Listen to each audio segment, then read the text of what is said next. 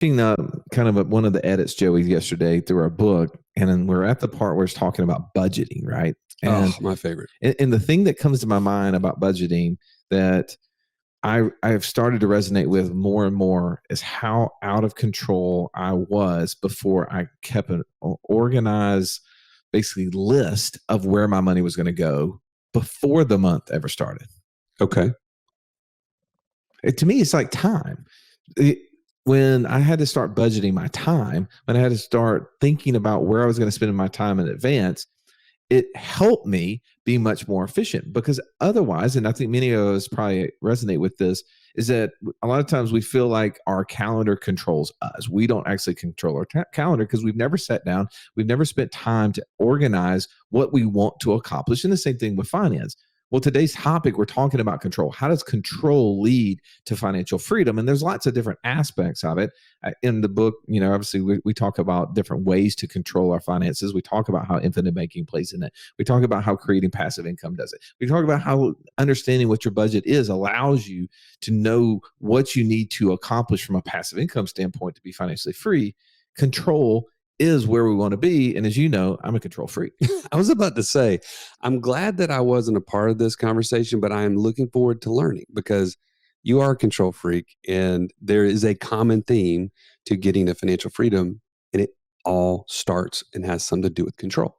There's no way around it. Control is important. I hope you'll enjoy listening to this, Joey. I hope you'll enjoy this as Joey was not there with us. It was three of us around the table. We had a great discussion.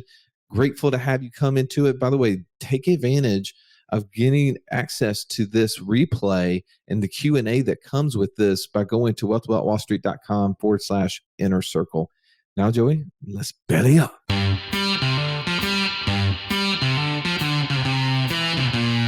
Welcome to the Wealth Without Wall Street podcast, your guide to understanding how to get out of the Wall Street rat race and start your own mailbox money lifestyle.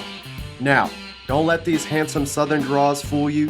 These financial minds are teaching our country to enhance savings, increase cash flow, and create passive income, all without the help of Wall Street. Are you ready to break through? Now here are your hosts, Russ Morgan and Joey Murray. Welcome into the Financial Freedom Roundtable, where each week we break down complex financial topics so that you can easily more understand them.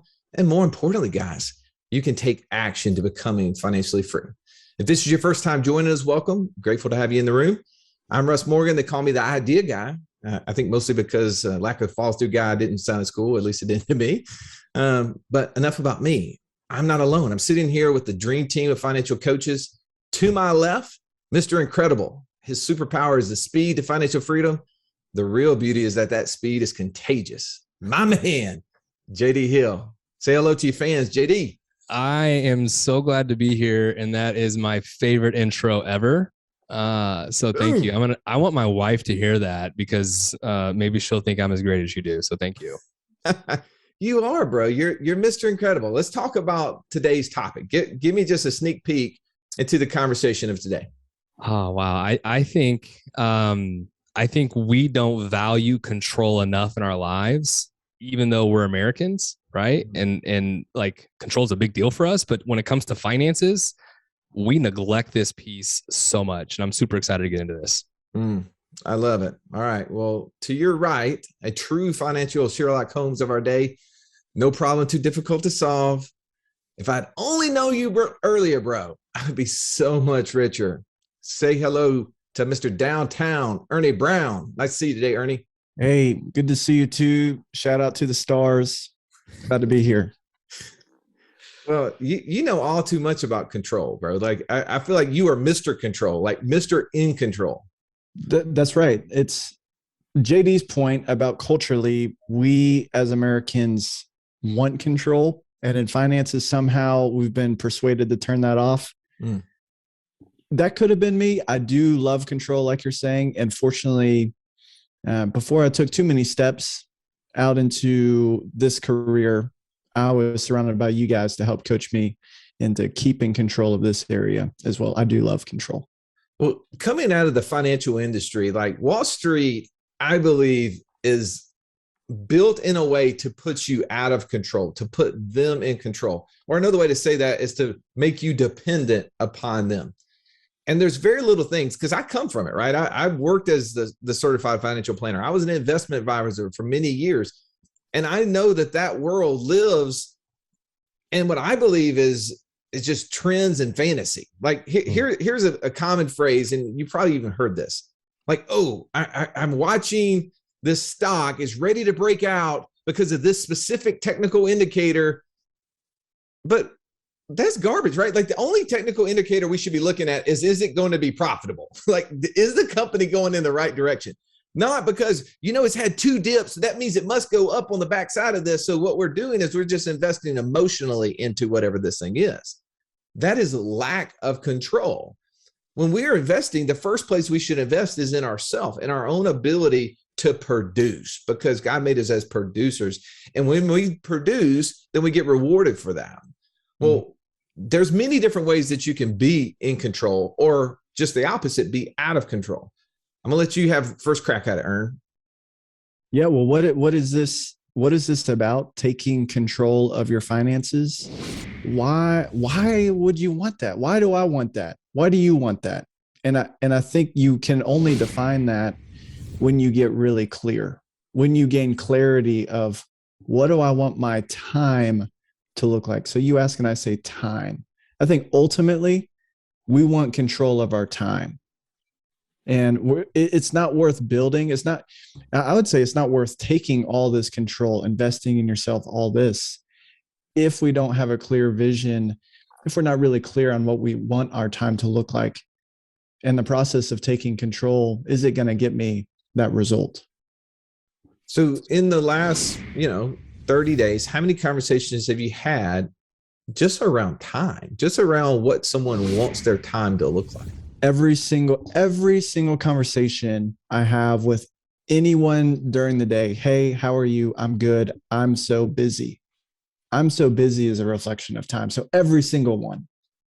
Isn't that really the worst to say I'm busy, right? Because how many people that are uber successful do not have equally the same amount of hours in a day that you do?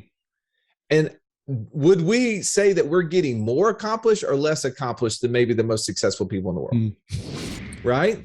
So when we say we're busy, I almost hear, I am not focused, right? I have not clearly defined what I want my time to be used toward. We talk about this a little bit. We say, is our time getting us closer to what we want, or the activities that we're doing more dissonant to what we really want? And I think more times than not, when we look at our calendar, there's plenty of things that we've listed in there, but not how many of those things are actually moving us closer to our objective. And even more so, I would challenge the fact that many of us have not even taken the time to look at our calendar to determine in advance, where will we spend our time? Right? Yeah, I heard a couple just recently, within the past couple months, a couple great practical things that some people we've been having conversations have done as they're moving closer to financial freedom. One is, this guy, he just said, and we've talked about it before, I'm done with the TV. I'm changing TV time for working on my business time. Heard of this other guy who, I'm waking up an hour earlier, and before I go to my job, I'm going to invest an hour of my time in my business. And then another practical thing, Russ, I know you're famous for this. What do you call time in your car when you're listening and learning? What do you call that? It's just I like to refer to it as my car MBA. Get my financial education on the move. Yeah. So what are the things that you're listening to in the margin times, whether it be music, talk radio, sports radio? Man, what if you're investing and learning more about opportunities that are out there, or going deeper into the thing that you're involved in, so you can be sharper? Those would be some practical ways to use your time. Well, here's one thing too, the more we really have some introspective, we can better understand when we are the most productive, right? I remember I've read so many time management books, and I won't bore you with all the different ones, but one of the things I've learned about myself, if I'm productive at all, it is early in the morning. That's when my focus is. That's when I actually can do my best problem solving or create the best ideas. And it's usually in the shower, by the way. You could have left I that don't want to alone. leave that that image on your brain, but that's where the jam's happening. And thankfully I get to crush it for 45 minutes if I need to. But for me, like knowing that allows me to be focused, to block that time off. Because what if I was like reading emails in the morning? Like that would be the worst for me, because that's the mundane thing I can do right after lunch when I'm dead tired, right? That doesn't take a whole lot of energy to read emails. But what I find is that most of us don't even know when our most productive time is in the day. And then if we're not utilizing it in a way to accentuate it, to be able to take advantage of it. All right. I feel like I've let you out of the conversation here, JD. There's only 3 of us today. Mark is hunting somewhere. Joey's on the beach. Jump in there, would you? Yeah. I love that we're coming off the back of our last podcast, which was on clarity, because it's hard, if not impossible, to take control over something that you don't have clarity of. And so, the things that Ernie was just talking about, what you're just talking about, is like, if you don't have clarity on, say, for example, like when you're most productive, how can you take control over that aspect of your life? And, I just think back to like when I first started my career as a traditional, goldfish advisor, if you will, right? Making the recommendations for the mutual funds and managing assets and doing all the traditional stuff. And I think what's interesting about that is that clients are entrusting me as their advisor to help them make good, wise financial investments. And what they're doing is they're relegating control to me as the advisor. They get zero use and benefit of those dollars between now and the point in time that they're going to retire into the future. But as the advisor, I get all the benefit today, right? Because I charge a 1 or 2% advisory fee, right? And I take no risk in the transaction either. They're the ones taking all the risk. Like, it's a beautiful model for Wall Street and for the folks that are working in it, but for the consumer, you have no control and no use of those dollars. It doesn't get you any closer to the end result, which is financial freedom. Well, we've talked about this before on the show. We created a financial hierarchy of wealth, right? Mm-hmm. And at the baseline, right, we gotta build a solid foundation. And it's not sexy, right? It's not the thing, like who doesn't want to talk about, cryptocurrencies or short-term rentals or land flipping or whatever. Like there's lots of just fun, interesting topics that we get excited about, and we talk about them because we're doing them. But those are things that we need to work on after we build the basics in. We've got to create a level of structure that will protect us if all things fall apart. I mean, we mentioned on the show the other day about building up to 200%. And why did we have a goal of 200% of passive income greater than our monthly expenses? And it's because, to be honest, if things fall apart, there will be things that fall apart. Well, if I'm only halfway good, I'm good enough, right? I'm free at that point. Well, control is that you actually can make decisions for yourself, that you're not subject to someone else's situation. Well, we've talked about a little bit of controlling your time. There's controlling the cash flow, right? I mean, we talk about budgeting. I mean, that's not, again, a sexy topic, but we built out a course called Automated Budget, which, in my opinion, when applied, not only frees you up to be more successful with your dollars because you're actively planning where you want to spend them, but it's also freeing your brain up not to consider all those hours in the week that you would end up going, well, do I have enough money in that account to do this? Do I need to move something over here? Can I make this purchasing decision, right? Like, you're trying to use those brain waves that could be used for something else because you don't even know where all the dollars are going. It's just your financial accounting is busy. Going back to what you said, Ernie, about our time. This podcast is amazing, almost too amazing, Russ. There's too many ideas, and I don't know where to get started creating passive income. Well, here's the thing, Joey. I think one of the things you need to consider in that statement is, what is it costing you to not know? What is it costing you not to take action? I love the statement that says you don't have to be great to start. You just have to start to be great. If you're struggling on where to start, you have to know what type of investor you are. Know your investor DNA. And if you want to learn more about this, you can join us in our Passport Challenge at wealthwithoutwallstreet.com/passport. Get started today. That's right. Yeah, I talked to a guy on this of where are we investing dollars? How is our cash flowing? Talked to a guy recently who great cash flow, like, I mean, a lot. And he just realized, I don't trust myself. If I, if I keep this, I'm going to blow it. I'm going to spend it. And so where was he storing that cash flow was our conversation. Is it getting him in a position to be closer or further to financial freedom? You've probably heard of the strategy where you pay double mortgage payments. You pay twice. Well, he was paying 3 mortgage payments. Let's say his mortgage is $2,000 a month. The Joker's putting $6,000 a month into his mortgage just because he needed that cash flow away. And so we're talking about over the next 5 years, his career is going amazing, earning a lot of money, but he wants to build all this on the side because he wants to have a lot more time with his wife, grown kids and things. And so we were evaluating that. And the budgeting wasn't the problem. The cash flow wasn't the problem. Is where he's storing that was not getting him in a position to get any closer to financial freedom. Well, and to your point, he didn't have other options, right? Compared to what? He didn't have a what? That's the one thing he knew. Yeah. He was clear on what that would do in 10 and 15 years, the results of doing that. But he's trying to accomplish something in a much closer time and just needed that clarity. All right. So I'm going to talk a little bit about an interesting idea. I shared it a second ago, Ern. You went on the call, so I got to bring it up for you to help me with, right? So Okay. one of the control aspects is investment.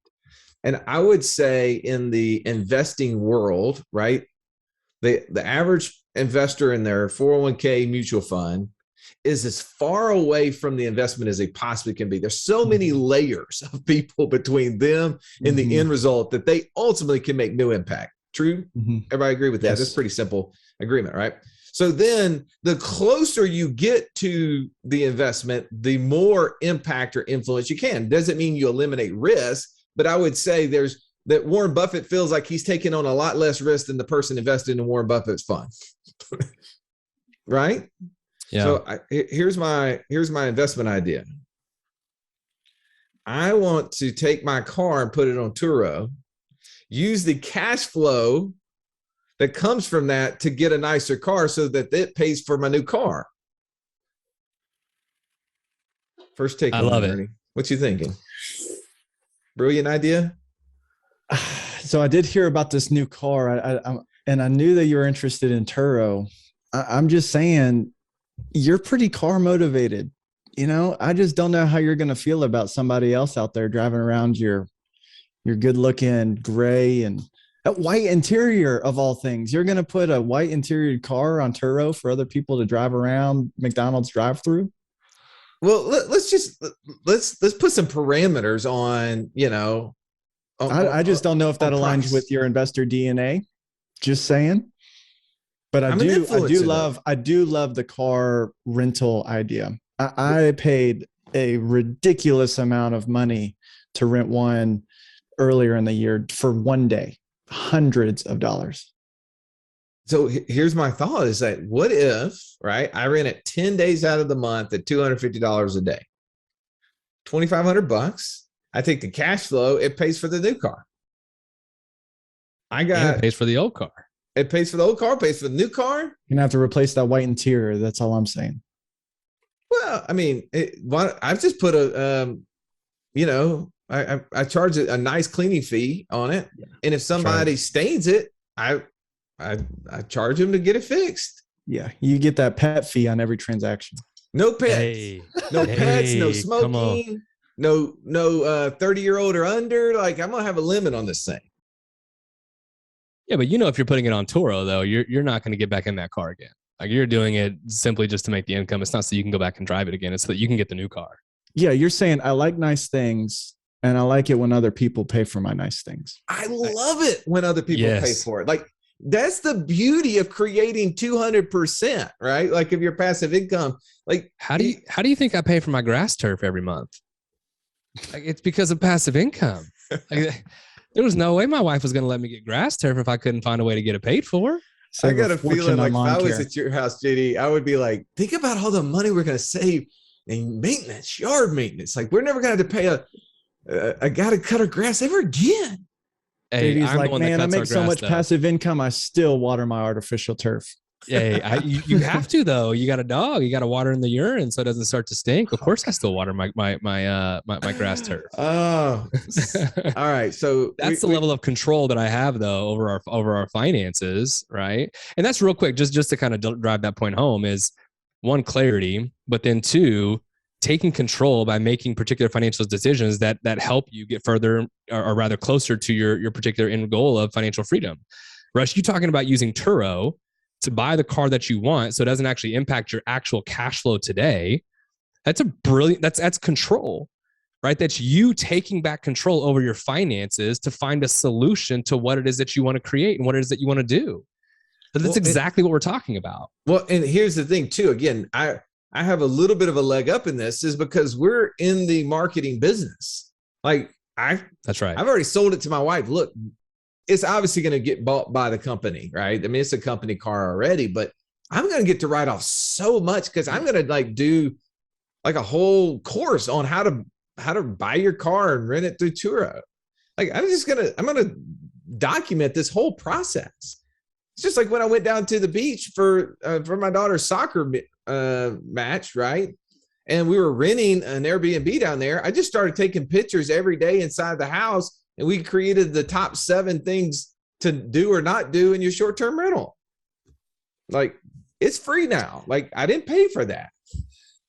Hey, and if the car weighs over a certain weight, you can fully depreciate the full purchase this year. Hey, done, right? Like now the only problem with this car earn is that I had to put a deposit down just to get on the wait list because the first available ones coming off the factory floor are going to be like April or May. So I don't know how I'm going to make it that long. Yeah, man, waiting is not good for the quick start. Like I was quick start to get on the wait list, but now it's like just tortured thinking 6 months from now. But that's just what I'm going to do. Hey, you're going to run out of gas. Months, I'm going to learn Turo. I'm going to spend this 6 months understanding it so I can crush when time happens. Yeah, I think it's great. So I will absolutely let you give me that course for free. I will absolutely let you drive my car for $250 a day too when you come into town. Just saying, that's a good price. You can hit me full price. I would, pay more for that for less. All right. Well, if you're coming to Birmingham in 2022 or after, please hit us up. Let me let you stay in one of our short-term rental units and give you a nice car to drive while you're here. Because hey, if you want a camper, Joey's got an option for you too. Oh man, I'll tell you how good that deal is. I'm renting his RV not this weekend, but next weekend. So I'll let you know if that was a great idea or a terrible idea. Yeah, I love it. All right. Well, we got to get into the inner circle. We got to get into the Q&A section of this. If you're not already a member of our inner circle, you have an opportunity. Go to wealthwithoutwallstreet.com/inner circle and join us. Every single week, not only do we have a Tuesday session that we get into, but on Thursdays after our podcast, we're able to sit down and have conversations to help you get closer to financial freedom. What are the things keeping you from getting there? What are those obstacles in your way? And you get it to challenge the minds of those who are already doing it. Hack those people, compress time or collapse time, as JD likes to say. That experience can totally accelerate your path to being financially free. You need to take advantage of it. Go to wealthwithoutwallstreet.com/inner circle. All right, gentlemen, thank you. I thought we did good without Mark and Joey here today. We actually got work done today. This was great. I wouldn't even say this was work. I'd say this is fun. Hey, come on. I love hanging out with my friends. That's it. We got new business ideas happening. We're buying new cars. We're giving tax advice. This is great. Actually, I'm not. Let me just make the disclaimer. I am not a tax advisor, CPA. Consult your tax advisor and CPA. I am not giving tax advice. Man. That was a April Fool's joke in October. Totally not in control of that. But all right. Well, as always, thank you so much for listening to the show. If you found value in this, please share it with somebody. Let them see and hear what you're being able to listen to on a weekly basis. If you haven't already, take time to rate and review the show. That's how other people who are not in the know can find us just by scrolling through their app and their podcast server, whoever they're looking this through. So thank you so much. Have an amazing day. This has been the Wealth Without Wall Street podcast. Don't forget to subscribe to the show to break free of the Wall Street mindset and begin building wealth on your own terms in places you understand so that your wealth will never run dry. See you next episode.